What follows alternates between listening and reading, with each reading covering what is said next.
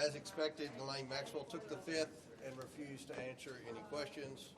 This is obviously very disappointing. We had many questions to ask about the crimes she and Epstein committed, as well as questions about potential co-conspirators.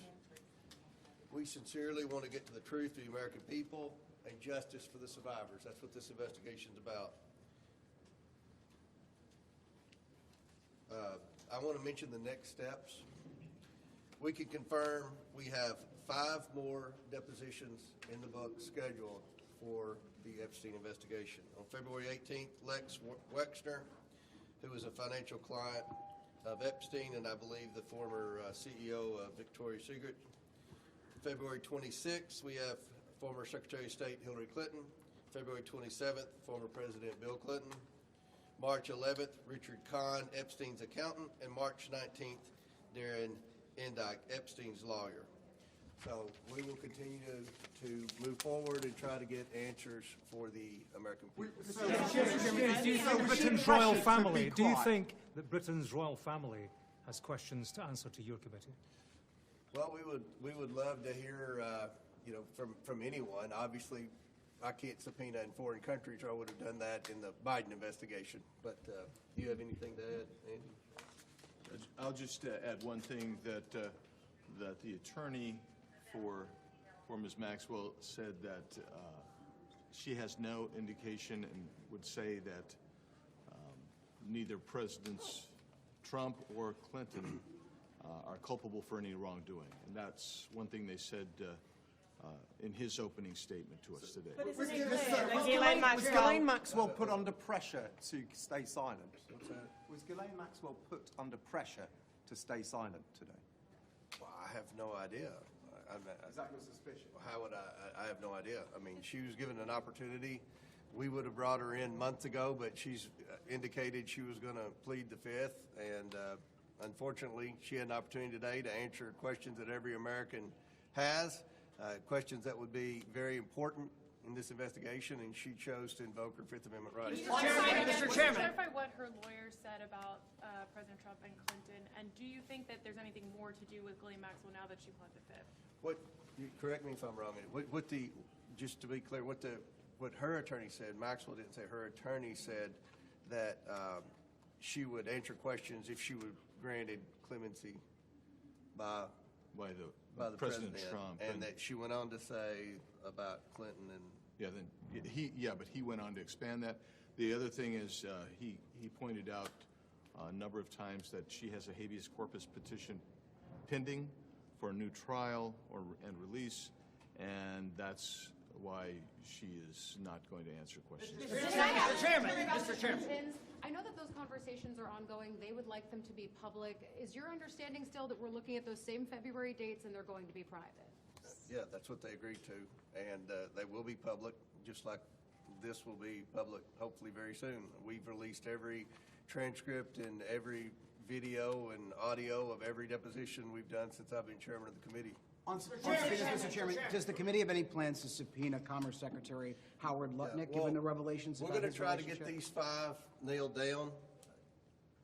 We've got a lot of very important people we're trying to bring in to answer questions. We don't want to do anything to jeopardize the 5 that we have on the book. So we'll see what happens here, and we'll move forward. Do you have concerns? We're interested in talking to anyone that might have any information that would help us get justice for the survivors. Yes. Mr. Chairman, thank you. On the disagreement with the Clintons about closed-door videotape testimony versus public hearing, are you concerned that this will be enough to restart contempt proceedings, or do you think you'll come to a resolution?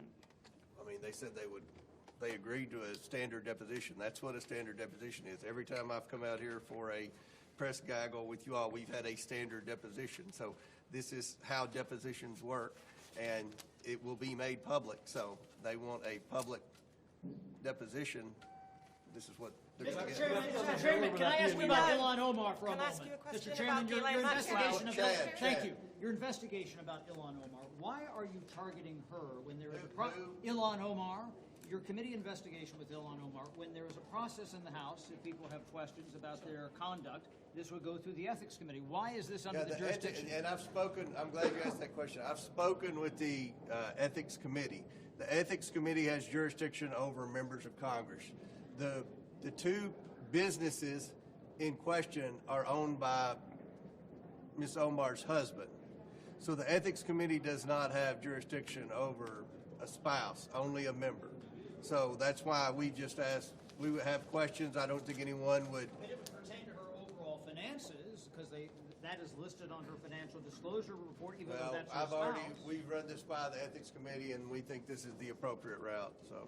And we'll do one more question, yes. Yes, just going back to the Clinton deposition, sorry for space. I understand that you're going to release the transcripts, you'll release the video. Of course. Why is there reticence to just have it be public, since the Clintons, look, they are not your typical people being deposed? When you say public, what do you mean? I mean, it's going to be the video, and we'll release it. The public will see every second of the deposition.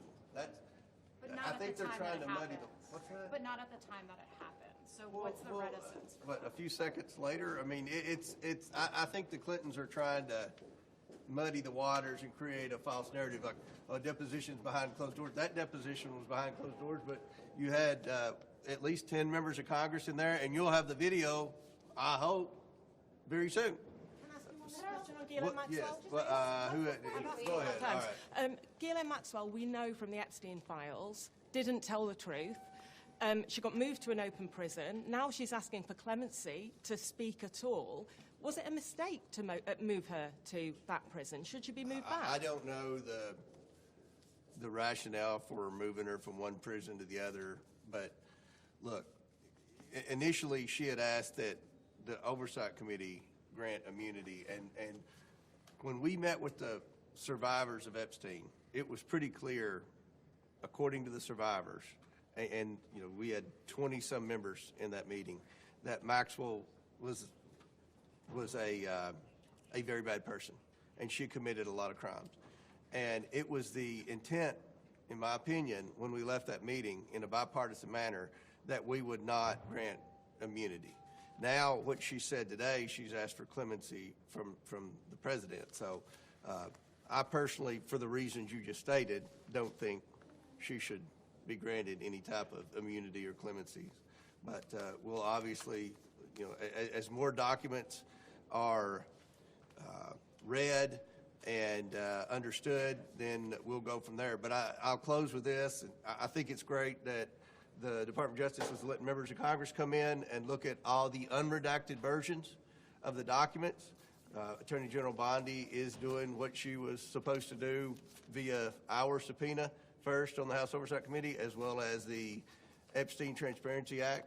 So I think we're finally going to get some answers, and hopefully at the end of the day we can do what our objective is in this hearing, provide justice for the survivors. So thank you all very much. For the Clinton deposition yet?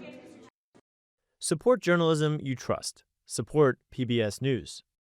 Donate now, or even better, start a monthly contribution today.